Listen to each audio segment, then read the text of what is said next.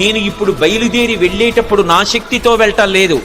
రామచంద్రమూర్తి తన ఎడమ చేత్తో బంగారు కోదండాన్ని పట్టుకుని అక్షయ బాణతూణీరంలోంచి బాణాన్ని తీసి కుడి చేతితో వింటినారికి సంధించి ఆకర్ణాంతంలాగి విడిచిపెట్టబడినటువంటి రామబాణం మధ్యలో ఆగకుండా వెళ్లి లక్ష్యం మీద ఎలా పడిపోతుందో అలా రామచంద్రమూర్తి యొక్క అనుగ్రహాన్ని పొందినటువంటి నేను లంకాపట్టణం మీద వెళ్లి పడతాను.